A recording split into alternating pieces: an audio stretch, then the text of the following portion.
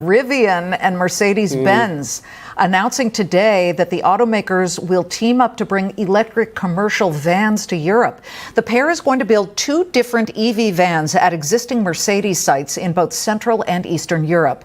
Rivian is really moving on the news. Take a look at the jump here of about 9.8%. Mercedes-Benz down about 2.5% at this hour. Tesla coming out with some great numbers on Chinese-made Teslas, and they've really ramped up the delivery numbers here.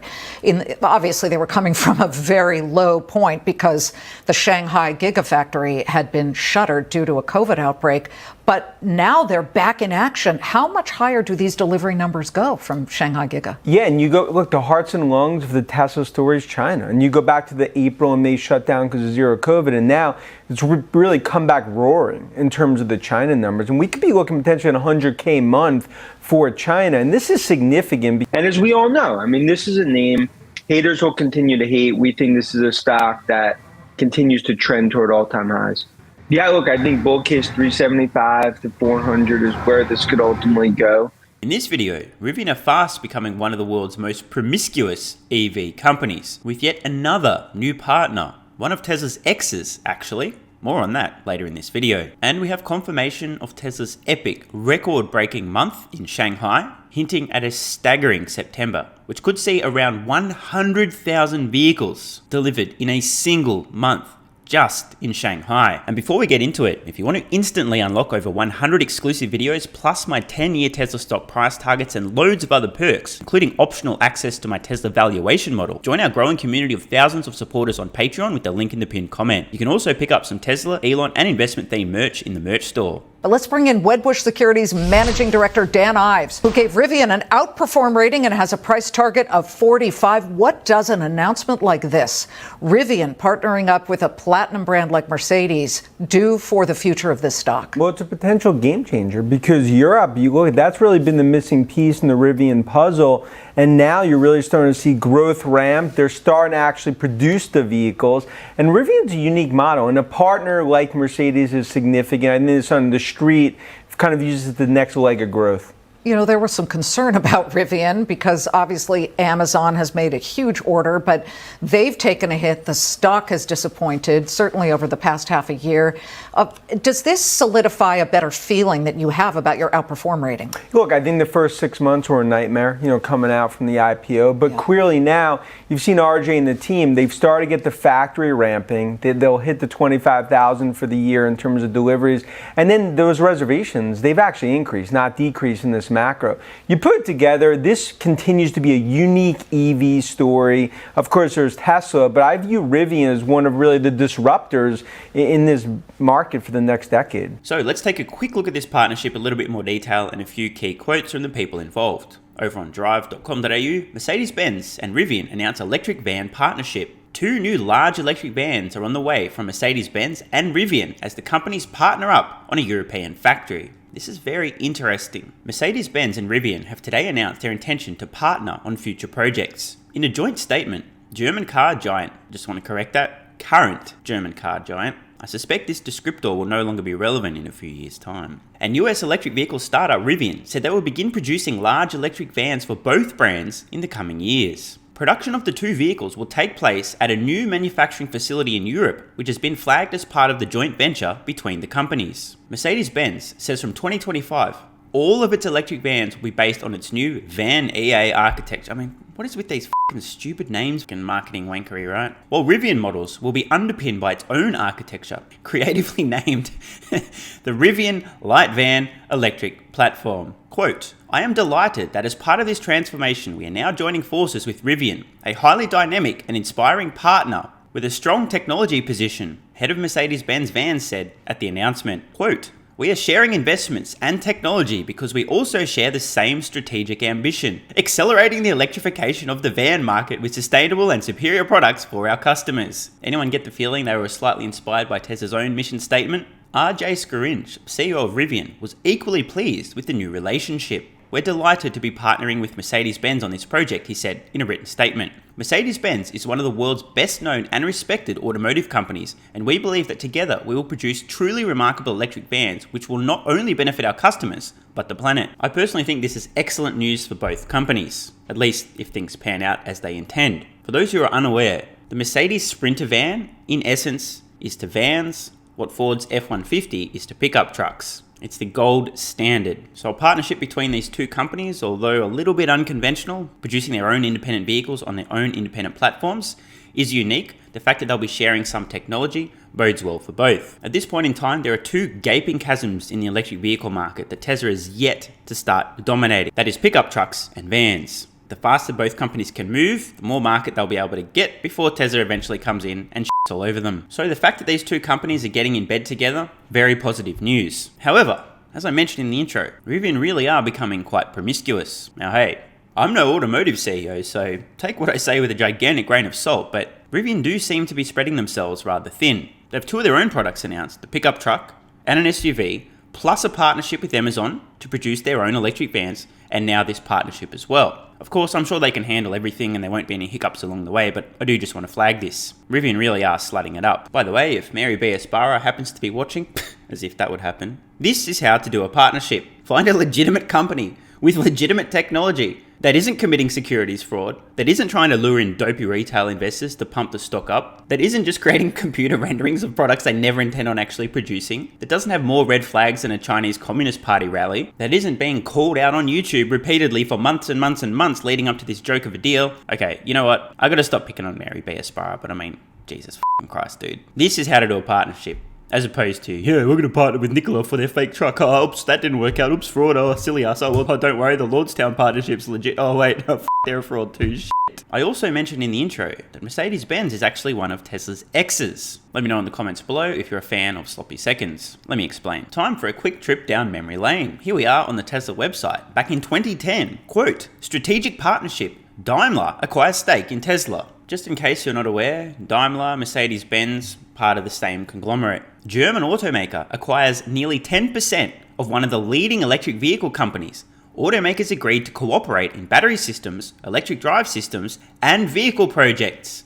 Again, this was the 20th of April, 2010. Now, I'm not one to unreasonably roast a company for being incompetent, stupid, or severely f***ing up, but what happened, Daimler? It started so well. Partnering with Tesla back in 2010. Here's the post, let's read on. Daimler has acquired an equity stake of nearly 10% in Tesla Motors Inc., now known as Tesla. This investment deepens the relationship between the inventor of the automobile and the newest member of the global auto industry. Tesla is the only production automaker selling a highway-capable electric vehicle in North America and Europe. The two companies have already been working closely to integrate Tesla's lithium-ion battery packs and charging electronics into the first 1,000 units of Daimler's electric smart car. In order to benefit from each other's know-how, the investment enables the partners to collaborate even more closely on the development of battery systems, electric drive systems, and individual vehicle projects. Getting a weird sense of deja vu here. Quote, our strategic partnership is an important step to accelerate the commercialization of electric drives globally, said one of Daimler's board members. Quote, as a young and dynamic company, Tesla stands for visionary power and pioneering spirit.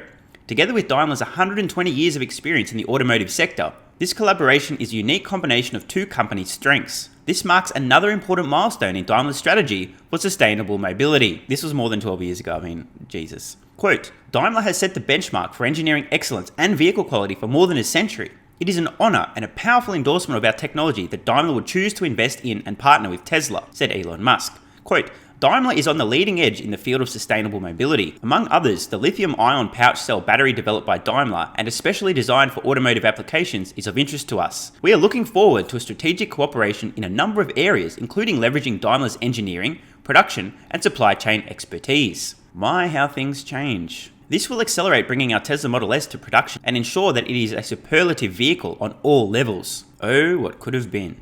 Daimler making great progress back in 2010, partnering with Tesla. That was a big brain decision, acquiring an almost 10% stake in the company as well. Yet 12 years later, we are now learning about an official partnership with an EV company and Daimler to produce electric vans. 12 years later, and by the time these things start rolling off production lines, we could be looking at about 15 years. Of course, this isn't the only legacy automotive manufacturer who have massively up, Toyota also had a partnership with Tesla back in 2010. And in 2022, these morons are still unsure whether or not consumers actually want electric vehicles. I'm not kidding. Of course, it's not all bad news for Daimler after all. That stake in Tesla's got to be worth many tens of billions of dollars today. At least they got something out of this partnership. Oh, sorry, producers in my ear. Apparently we've got some breaking news. Over on the Reuters website, 8 years ago, quote, Daimler sees $780 million windfall from sale of Tesla's stake. Congratulations. What a great return. Hang on a minute, that was 2014. Let me just check. October 2014 to present day, Tesla stock up 1,811%. Is anyone good at math? Help me out here. What would that $780 million be today had they not sold? Talk about awkward. Imagine selling your Tesla stock, all of your Tesla stock back in 2014, after acquiring it pre-IPO in 2010. Regret much? A couple of final things to discuss here. Oh, what could have been. This tweet from Elon Musk back in 2018 may be interesting to do work with Daimler/Mercedes on an electric Sprinter. Again, the Sprinter van, the gold standard for vans. That's a great van. We will inquire. Imagine having the opportunity to get in bed with Tesla again, 8 years after your original partnership. Elon Musk literally expressing interest out loud in the public domain, wanting to partner and or collaborate with Mercedes on a Sprinter-like van. Of course, Tesla now no longer needing to partner with anyone for anything at all, period. So Mercedes Daimler calling to Rivian. Hey Rivian, can you help us out? We f***ed up, we missed the opportunity with Tesla. We sold our stake in Tesla as well, super awkward. How about a Mercy a Mercy partnership? Can we partner on a van? Yeah, sure, let's do that. July 8th, 2022, Elon Musk thinking out loud. Maybe Tesla should make a highly configurable robo-van for people and cargo. This, ladies and gentlemen, clearly puts Mercedes electric vans in the crosshairs of Tesla. We're not just talking about people, but also cargo. In other words, commercial. Talk about a missed opportunity, Mercedes Daimler. So all the best to Rivian and Mercedes-Benz on this strategic partnership for an electric van in Europe. A few words of warning. Hurry the f*** up, because Tesla's coming for you. As soon as Tesla is no longer constrained by battery supplies, they're able to produce enough Model 3 and Model Y to meet existing demand. They've ramped up the Cybertruck. You know what's next, right? There's only 2 additional products in Tesla's lineup yet to come. A van and a compact. There's a very small window of opportunity before Tesla enters these markets, and no one's going to come up with a compact electric vehicle that's comparable to what Tesla releases, so forget that. The only opportunity is vans. Ford knows this. Ford recognizes this. They've electrified their F-150 and their commercial vans. We all know Tesla produces category-killing products, so the faster this partnership can actually begin producing vehicles from both companies, the better. Time's ticking. And now confirmation of Tesla's record-breaking month out of Shanghai. Let me dovetail to Tesla. Tesla coming out with some great numbers on Chinese-made Teslas, and they really ramped up the delivery numbers here. Obviously, they were coming from a very low point because the Shanghai Gigafactory had been shuttered due to a COVID outbreak. But now they're back in action. How much higher do these delivery numbers go from Shanghai Giga? Yeah, and you go, look, the hearts and lungs of the Tesla story is China. And you go back to the April and May shutdown because of zero COVID, and now it's really come back roaring in terms of the China numbers. And we could be looking potentially at 100K a month for China, and this is significant. That's right, we have official confirmation. Tesla Shanghai did around 77,000 vehicles last month, meaning we're on track for around 100,000 this month. Now, if you're really bad at math, that analyzes to around 1.2 million vehicles per year, just in China. I'd just like to take a moment to put this in context. I believe Rivian is aiming to deliver around 25,000 vehicles in total this year. In total. Lucid Motors, about 3 vehicles. Sorry, hang on, slightly more than 3. 4? No, about 7,000, 6,000, maybe 5,000. I believe Nikola is also intending on delivering a few computer renderings of vehicles that'll let's not go there. The point I'm making, Tesla has reached ridiculous scale and they're still growing their production at a staggering rate. We've got Austin and Berlin ramping up, more capacity being eked out at Fremont, and Shanghai's expanding as well. Think about this, ladies and gentlemen. 100,000 vehicles in a single month just from one factory. No one has a hope in hell of catching up to Tesla's volume. Period. Maybe some context would be useful. 5 years ago, 2017, in the full year, globally, Tesla delivered around 100,000 vehicles. In the whole f***ing year, just 5 years ago. Now, one factory doing that in a single f***ing month, not a quarter, a month. Just wanted to flag that. I still don't think people are truly grasping Tesla's ridiculous rate of production growth. I don't want to labor the point, but this is so important. In the span of 5 years, just half a decade, Tesla goes from producing 100,000 vehicles globally in an entire year to a single factory a single month of production, likely next month, to come in around that same figure, just from a single factory in 1 month. This really matters. Let me provide a slightly more relatable example. Think about your personal income. Just imagine if next month, in a single month, you earned as much as you did in an entire year just 5 years ago. Anyone watching in which that's the case? If so, congratulations on your hard work. I hope that helps you guys and girls understand what a ridiculous feat this really is. By the way, that was actually a setup. Let me rephrase that. Just imagine if a single income source of yours next month produces what you earned in an entire year from all income sources 5 years ago. That would be a more comparable example. You get it? Good. Because ultimately what drives Tesla in terms of the stock, I think this is ultimately a $350 or $400 stock, obviously split adjusted. That's it? I'm gonna have to start calling this guy a Tesla bear. Seriously. Just check my Tesla stock bear case price target for 2023 is in that vicinity. My bear case, 3% probability. Everything that can go wrong, it does go wrong. But as I mentioned in the past, I kind of see through Dan's strategy here. In my opinion, which is all it is, just pure speculation. Think Dan's strategy to bump his Tesla stock price target as often as possible to remain in the media, remain in the news, and pump up his company. Not hating the player. I totally understand the strategy, but this is absurd. My prediction, next 12 months, at least 6 price target increases from Dan Ives. Every time they'll be minor, and every time it'll be, oh well, they're growing faster than we expected. Robust demand. Profit margins are maintaining higher than we expected, blah, blah, blah. Any excuse to incrementally raise the Tesla stock price targets. And by the way, if you don't already have access to my Tesla stock price targets, they're available exclusively on Patreon. Click the card in the corner or the link in the pinned comment to join. I really wish more stock analysts would have courage. But they're so scared to stick their necks out. It's almost like they're allergic to having a price target that's too far away from where Tesla stock is today because people will laugh at them. Until, of course, Tesla stock exceeds that point, in which case they'll no longer be laughing. It's all China. And this is something this really gives the bulls a leg to stand on, and it shows that this is actually not slowing down, it's accelerating. Yeah, we're at 287.90 right now for Tesla. Tesla, though, can probably hear the breath of their competitors on their neck coming up behind them on the track. Surely that was a joke, right? She's got to be kidding. Was that a joke? She's serious? For those who aren't aware, back in 2011, Elon Musk said this: second place should need a telescope to see us. And as I retweeted in 2020, mission accomplished. For those who aren't familiar, this is the original document, the original quote from Elon Musk, a 2011 private, confidential, not to be disclosed to anyone, literally under NDA investor document from Tesla. Second place should need a telescope to see us. And they do need a telescope. Now, I don't want to get too physics on you guys and girls here, but this is accurate. Second place ain't breathing down Tesla's neck. In fact, they're scrambling to get some time on the James Webb Space Telescope to actually see Tesla.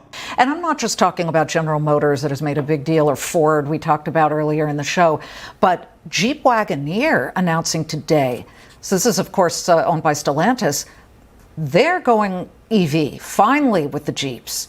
I mean, what kind of competition is that going to do? And does it dilute Tesla's power? Yeah, well, this is an arms race that's going on. It's the biggest transformation, in our opinion, to the auto industry since 1950 is in that 313 area code across Detroit. You're seeing all those stalwarts go after EV. Oh, and a Wrangler EV too. Yeah, and look, what Mary and the team have done at GM, what we're seeing with Farley at Ford, now Stellantis. And this is significant, but also it's not a zero-sum game. I don't view it as one or the other. I think this is just going to be a massive re-rating story. But what we're now seeing is it's not just a vision. You're actually seeing the cars now going to start to come out with the battery technology. And this is big for the auto industry.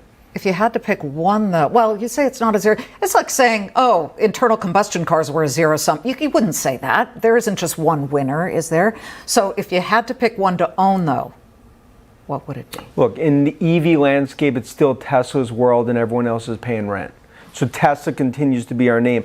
But when you look at the stalwarts, right now, GM and Ford, it's going to be really a Game of Thrones battle in terms of, who's really going to be the first one to move here. I continue to think it's going to be successful. And I think right now, GM as well as Ford, this is going to be a huge leg of growth. Okay. Never going to be able to take this guy seriously. In one breath, Tesla's world, everyone else is paying rent. Then he goes on to talk about GM being successful in EVs. You got to be f***ing kidding me, Dan Ives.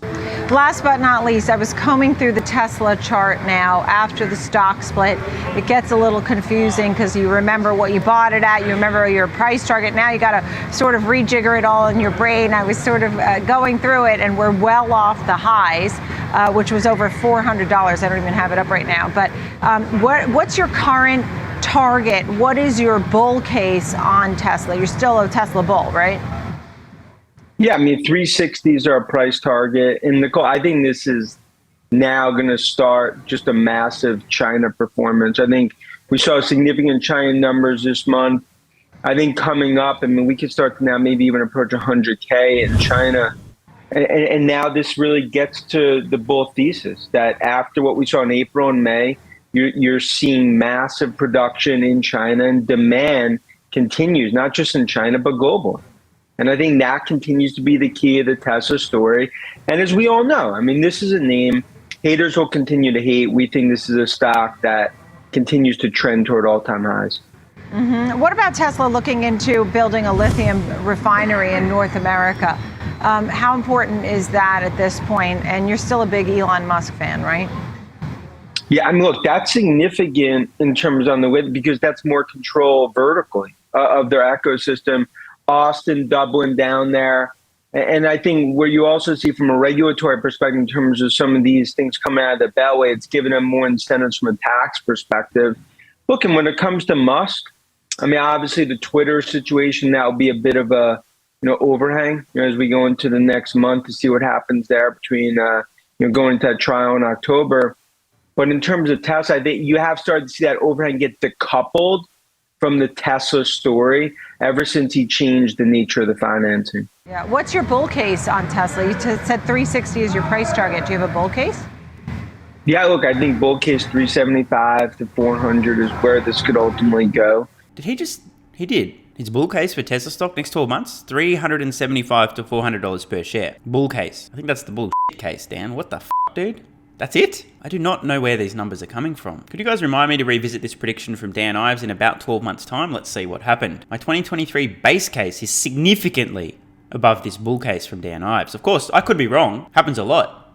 In all seriousness though, I have no idea what the is going to happen to Tesla stock between now and any time in the future, nor do I care. For those who don't know, my price targets aren't an expectation of what Tesla stock will be worth. They're based on my valuation model and the assumptions. If Tesla does this, then I believe the stock should be worth this. But the caveat, it won't be. Why? People don't get it. They still don't get it. I don't think people are going to get Tesla stock for a very long time. So I actually do expect my price targets are all going to be over the mark. I do want to make that distinction just so people are clear. They're not a prediction of what Tesla stock will be worth. They're what I believe Tesla stock should be worth based on the assumptions in my valuation model for each case, the bear case, the base case, the bull case, and the hyperbull case. But I openly acknowledge if the stock market, if Wall Street analysts, if the big investment firms don't understand and don't see things through my perspective, even if Tesla hits those numbers, I don't expect the stock market will give Tesla as much credit as I do. That's the whole point. I'm not trying to outsmart the stock market and predict what people are going to be paying for Tesla stock at a certain point in time. Instead, I'm trying to share what I believe to be the intrinsic value should Tesla hit those numbers. This is the big difference. In the interest of full disclosure, my current base case price target for Tesla stock in 2022, less than 4 months left in the year, is around $420 per share. Do I expect Tesla to reach $420 per share by year end? Who knows? Who cares? But based on the assumptions in that base case, that's where I believe Tesla stock should be. And if it's not, opportunity, at least in my opinion. I mean, call that that was at 1200. And look, and I think now it's just going to be an execution story. But China, so much of it relates to China. I mean, you go back to some of those dark days in April and May, and now we're starting to see sunshine reappear as we go into the rest of the year. Yeah. I definitely agree with Ives in terms of a lot of sunshine for Tesla for the rest of 2022. Hopefully there's no more insane, fascist, futile shutdowns in Shanghai, but you never know. But in either case, you've got Berlin ramping, Austin ramping, both making great progress, Fremont continuing to eke out additional capacity, and Shanghai likely to do around 100,000 vehicles in September. Literally an entire year worth of global production for Tesla just 5 years ago in a single month from one factory. What the actual f***? So as I said, good luck to Rivian and Mercedes-Benz on their van partnership. I hope things work out well. If they move fast enough, they might be able to get a little bit of market share before Tesla drops their own van, at which point it's game f***ing over. And Dan Ives continues to puzzle me. He's very bullish on Tesla, but his price target to me makes literally no sense. Unless, of course, as I mentioned, it's part of his strategy to continually remain in the media. Oh, our price target went up by $3, and now $10, and now $12, and another $20, and so on and so on and so on. Lastly, don't forget you can support the channel and unlock over 100 exclusive videos and my Tesla stock price targets, which really do make Dan's look like an absolute joke by joining Patreon with the card in the corner or the link at the pinned comment. See you over there. I'm Stephen Mark Ryan. This is Solving the Money Problem, and I love you all. Hey guys, thanks for watching. If you want to support the channel and instantly unlock over 100 exclusive videos, plus my 10-year Tesla stock price targets and loads of other perks, including optional access to my Tesla valuation model, join our growing community of thousands of supporters on Patreon with the link in the pinned comment. You can also pick up some Tesla, Elon, and investment themed merch in the merch store. And if you're still watching, you're awesome. Please let me know your thoughts on today's video in the comments below and click the card on screen now to watch the next video.